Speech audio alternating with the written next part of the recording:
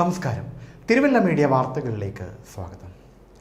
ലഹരി ഉപയോഗിച്ചതിനെ തുടർന്നുണ്ടായ കേസുകളുടെ എണ്ണത്തിൽ വൻ വർധന. 2024 മൊത്തമുണ്ടായ കേസുകളുടെ എണ്ണത്തേക്കാൾ വലിയ വർധനയാണ് 2025 കഴിഞ്ഞ 2.5 മാസം കൊണ്ട് മാത്രം ഉണ്ടായിരിക്കുന്നത്. ലഹരി ഉപയോഗത്തിൽ ജില്ലയിൽ വലിയ വർധന.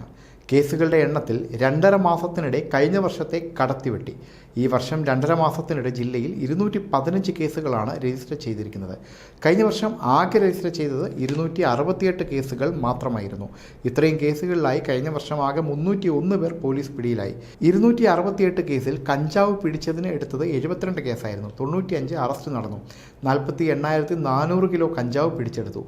ബ്രൗൺ ഷുഗർ പിടിച്ചതിന് 1 കേസും MDMA കണ്ടെത്തിയതിന് 5 കേസും കഞ്ചാവ് വലിച്ചതിന് 190 കേസും രജിസ്റ്റർ ചെയ്തിരുന്നു. 11 ഗ്രാം ബ്രൗൺ ഷുഗർ പിടിച്ച കേസിൽ ഒരാൾ അറസ്റ്റിലായി.